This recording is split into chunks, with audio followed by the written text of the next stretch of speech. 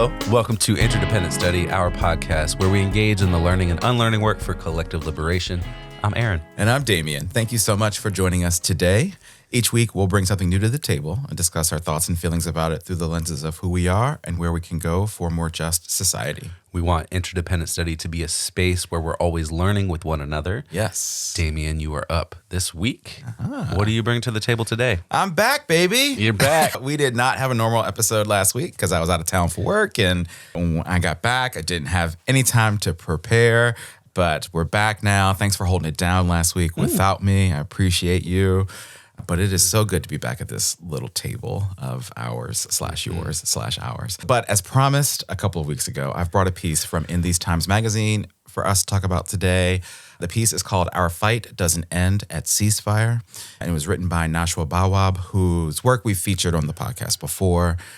This piece was incredible. It was part of a panel conversation that took place back in August during the week of the DNC that Nashwa moderated, and it featured several pro-Palestinian anti-war organizers about the future of the struggle there and how important it is to disrupt the distribution of weapons and support from the United States to Israel. And so the folks on the panel, and forgive me if I mispronounce names here, but the folks on the panel included Nadia Tanos from the Palestinian Youth Movement that's been working on the Mask Off Maersk campaign, Francis Fahn from Port Workers and Communities for Palestine, Sam from Workers for Free Palestine in Britain, and Charlotte, who is part of a direct action collective based in St. Louis. And Sam and Charlotte there only have first names because those are pseudonyms to help protect their identity and their safety, which we can appreciate. And so in this conversation, it was a wide-ranging conversation. They talked about and shared their perspectives on this idea of organizing and coordinated organizing around logistics and weapons disruption to Israel during the ongoing genocide in Palestine that was taking place at the time of this panel conversation, and just how important those efforts and that work is to ultimately try and squash the Zionism and imperialism at play in that region and certainly beyond that. So, yeah, let's get into this. Where do you want to start? Yeah, it's such a great conversation about resistance to Israeli occupation and genocide. Yeah. And I really appreciated the different perspectives and campaigns that each of the panelists had and what they've been involved in. Yeah, it was awesome to learn about that. And the ultimate lesson that we need more coordination across the left between groups like labor unions and anti-war groups and Palestinian liberation groups, and really finding ways for them to be working in coordination and solidarity with one another. Yes. And the discussion really is a call for that coordination of leftist groups to find common ground, work together, share insider knowledge so that we have the same levels of knowledge for how these complex systems work. Yeah. So that we can exert influence over them in more ways and different ways than we have in the past and all that. So there's a lot of great lessons in here, I think.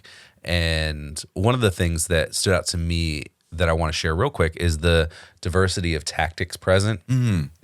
So some of these folks are going directly for weapons manufacturers and are trying to disrupt their ability to actually manufacture weapons. Right. Some are going for logistics, so they're trying to prevent the weapons from getting to where they need to go. Yes. And some are suggesting powerful relationship development for people who may need to leave their jobs after they realize that what they're being asked to do is contribute to genocide for a paycheck. Yes. And so all of that is action, all of it is people powered, rather than relying on other people to do whatever it is or demanding that a president stops doing what it is that they've decided to do, or it's really taking the power into the hands of the people. Absolutely. And organizing for that rather than letting go and saying, oh, we need to ask that person. They said no. Well, I guess we'll pack up and go home. Yeah. It's really taking stuff into our own hands. Yeah, I appreciated all of that too. And one of the things you just said that really sort of hit me and just made me think a little bit, and this might be more application than anything, but solidarity. You use the word solidarity in that term, and I feel like one of the things I'm loving about this podcast is all of the connections to solidarity and how important that is as a tactic, as a strategy, as just a way of life, really, for all of us, and how powerful that is and can be, especially when we think about, the complex systems at play here that they talk about, you talked about. there were and are literally so many factors at play with the genocide in Palestine and the onslaught of resources and support that was given to and has been given to Israel to carry that out. And I think one of the things that kind of got me was when you think about all of that and all of those factors and you overlay the Zionism and the imperialism and the hatred and the economics of it all. On top of that, it's mind-boggling to comprehend. But it also makes sense, right? Yeah. Like we've watched it happen. We know this story. We know what drives these atrocities to happen. And so I really did appreciate all of that too. One of the other things that stood out to me in this conversation that I think is kind of related to what you just mentioned was this concept around organizing around logistics disruption. Yeah. Because it's just really not something I had thought about before as like a strategy. Right. Yeah.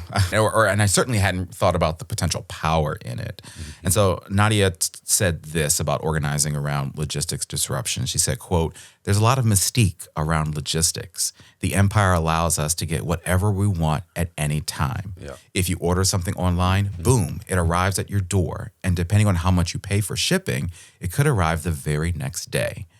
We think about world trade in an uncritical way. It's something that we take for granted." Yeah. And I think that's certainly true for me. It's something that I take for granted. I mean, in fact, right before we started recording, I got a notification that something I ordered was delivered. It's sitting on my front porch and it just happens. And I actually literally just ordered it yesterday. And so, but I just haven't given much thought to that at all. And so I love their work to bring people into that and to educate folks around that and what that is, and this concept of organizing around logistics disruption. And the Mask Off Maersk campaign is a really great example of that. Yeah, actually, I want to dive a little bit more into that because I think the work that they've been doing is really interesting. Yeah. And I think one element of this is we don't think about logistics generally. Right. But we also don't think about the logistics of getting weapons to different places. Not at all. And I would have assumed that would not be something that would be a third party. Right. Yeah. Like, Yeah. my assumption is that would be like a military operation. Military, government. Right. We need to, we're going to pick this up and we're taking it over there. Yes. And I guess it makes sense because the U.S. government's not creating the weapons themselves. Uh-huh. They're contracting that out. And so there is a third. So Yeah, and it's it just makes something interesting to. And it makes sense that there are companies that do this. Like there are I mean, we know that logistics. they're a We country. know that they exist. I'm the same way. I'm with you. I Yeah. just didn't think that those companies were also doing this too. Right. So this Mask Off Maersk campaign, they've been targeting Maersk, a global logistics company, because they know that ultimately shipping weapons is only a small part of their bottom line. Yes. Which is interesting, an interesting approach, because that means that they're more likely to divest from that work if they feel enough pressure, because it's not their whole bag. Right. And I really appreciate that logic. If there's no way to exert enough influence on like weapons manufacturers directly, because as an organizer that they're not going to stop producing weapons because that's their whole deal. That's their bag. Yeah, that's the whole bag. Then how do you focus on interrupting the shipment of those weapons? Yes. And they point out that so much of the logistics industry is a mystery, as you quoted earlier, that, regular people don't really know how it works, like we just discussed. And the people understanding how Maersk is shipping weapons in support of a genocide, you're increasing both the political education of people in general and how capital and goods flow through the world, and encouraging people to get involved in stopping that flow of $28 billion in weapons to Israel. So there's all these layers that I think is really an important, interesting, strategic decision and campaign for Mask Off Maersk. Absolutely. Yeah. That was so awesome to learn more about in their work. And again, that tactic and that type of organizing. One of the other incredible things that I learned in this piece and the other organizing work that's happening worldwide, Francis Fahn shared more about the campaign to stop Zim. Yeah. And so Zim is Israel's largest and oldest shipping company. And so their campaign and organizing work was around stopping cargo from being able to move through the port of New York and New Jersey through the use of worker cooperation tactics and organizing. So in this scenario, the workers refused to handle the cargo, or they block the shipments, the arms shipments entirely.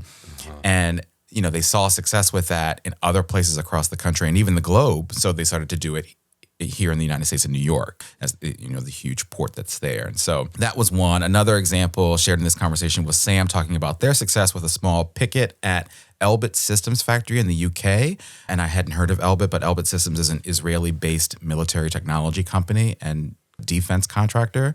And so that helped them grow the movement to turn out over 1,000 people to shut down arms factories all across the UK.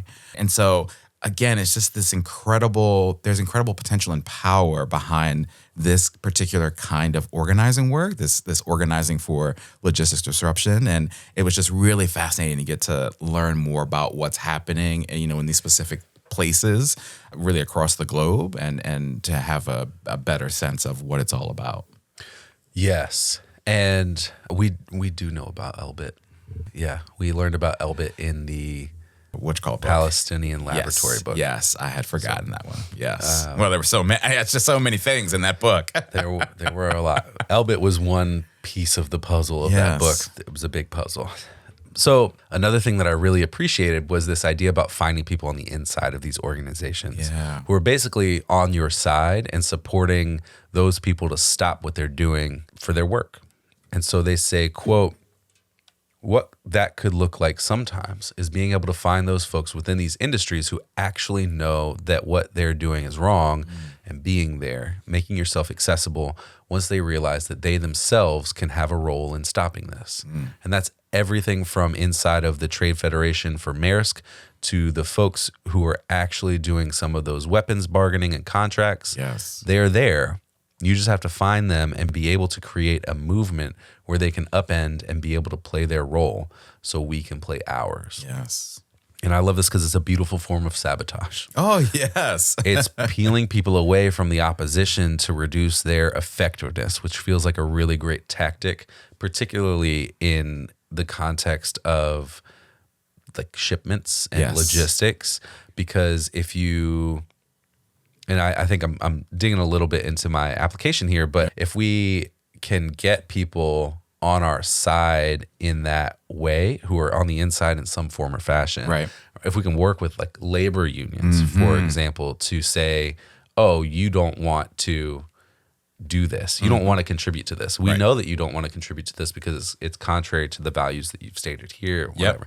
And so if we can get that kind of mass opposition to these shipments, they'll just sit on the docks. Absolutely. Absolutely. In the same way that this happened in the 80s with the boycott movement for South Africa and the apartheid government there. Yes. So I think there's parallels there that we can see that ultimately making these dots connect between different organizations and different factors of the work that's happening to move genocide and imperialism forward, and finding those different pieces where we can put a stop to it is really fascinating work, and finding ways to sabotage things from the inside by getting people on your side and be like, we can be a part of stopping this. Absolutely. I think is a fascinating tactic to use even more than already is being used. Yeah, it really shows me that you can't deny the power of relationship building and the power of coalition building. And especially, I think the work, when we think about relationship building, of talking to folks and understanding who they are and what they want and what they don't want to be doing,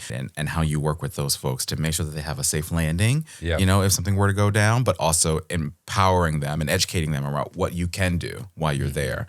Yeah, this organizing, all of this organizing that they talked about in this piece was really, in this conversation, I guess, was incredible. You mentioned the word application, so let's go there. Yeah. Let's shift our conversation to application and talk about how this piece and our conversation about it apply to our everyday lives and work.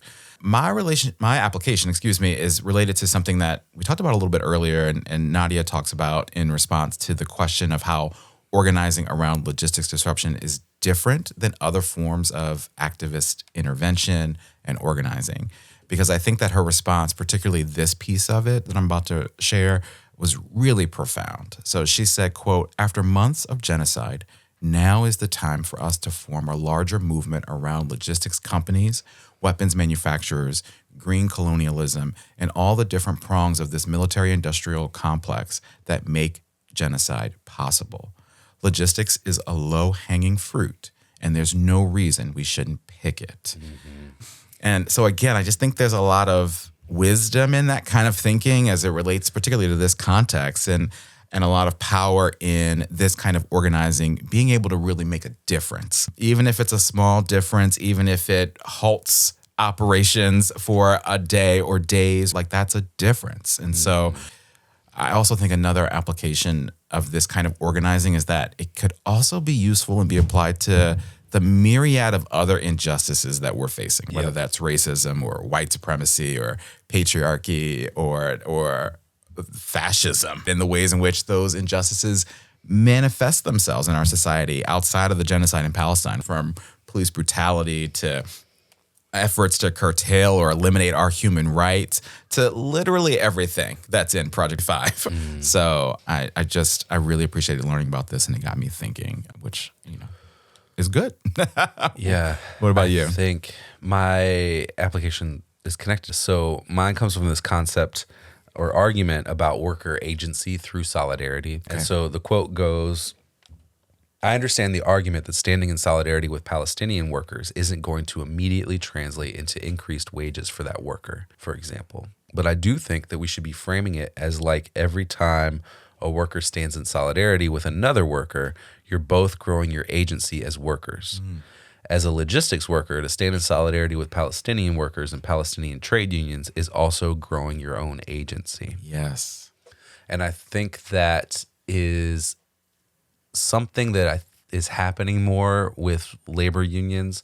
Not that I've been inside a lot of labor unions or really any over my time, but what they're sharing publicly, I think you can see that shift into what is our power as a union, and taking some of that back that's been whittled down over the decades by neoliberal policies and policies that favor corporations over workers. Right. And I think that trade unions starting to see the connections between what they're doing and the work that they're doing and the connections to other people across the globe, and that internationalism is only going to create more opportunities to do some of the things that you said in terms of stopping entire things from happening and bringing a halt and a standstill to economies, which then ultimately brings a halt and a standstill to these other things that are happening, that are killing people and harming people and taking away people's rights. If the economy stops because those things are happening, those things will stop. Stop. Yeah, full stop. Full stop.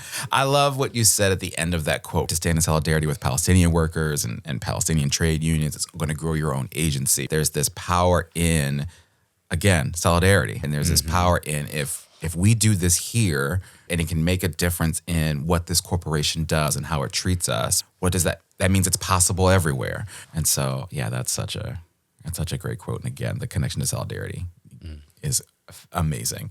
All right, well, let's talk about homework. How do we want to continue our learning and unlearning work once we leave the table today? I would love to read more about the work that's going on and the work that's necessary to, or in the wake of this ceasefire. So I pulled this piece from in these times, but they've published quite a few pieces about all of this. There's one called "The Gaza Ceasefire is a Major Step, but the Fight for Palestine Must Continue." There's another one called "A Ceasefire in Gaza, Healing Wounds Will Take Years," and much more. And there's another one called "Has the Fire Ceased?"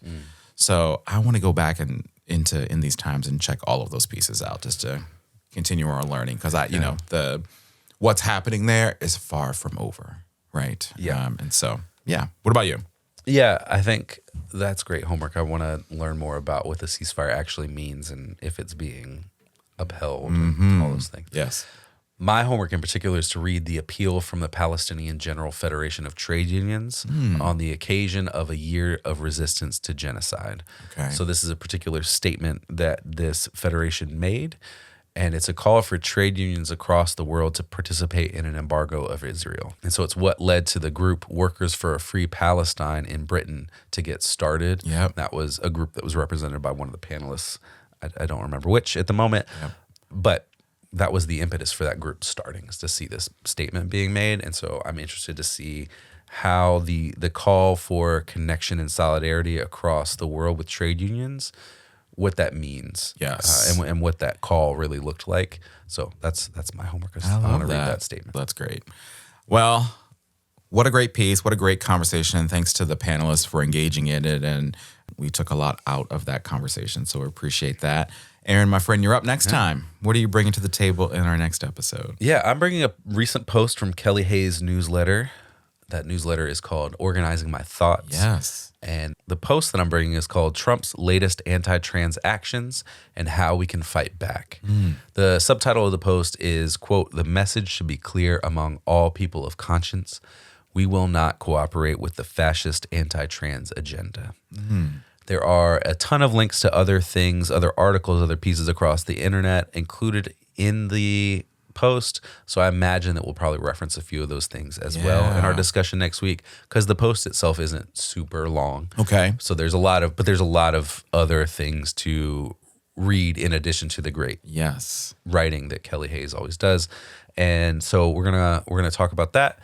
And I think it's important because there's so many things happening in the onslaught of the Trump administration. The anti-trans piece is a consistent through line. Yes, it is. And I think it's an important thing for us to keep top of mind as they continue to do whatever it is they're planning on doing. You're right. It has been this persistent, vile through line. Yeah. In the midst of everything that they're doing, this onslaught, as you say. And so, I love that. I also love that subtitle, All People of Conscience. Like, that's the piece that always gets me. So, I'm looking forward to that. And Kelly Hayes is incredible. So I'm excited for that one. Very good. All right, folks, with that, we want to thank you for joining us today. You know what we want you to do, but in case you forgot, please follow, leave a rating and review, share our podcast with the people in your life, follow us on social media, including Instagram and TikTok. Check us out over on YouTube and sign up and join us on Patreon to get notified about any new things we've got going on behind the scenes. Yes. Thank you for listening. Remember, it's not about us, but it is about all of us. We'll talk to you next week.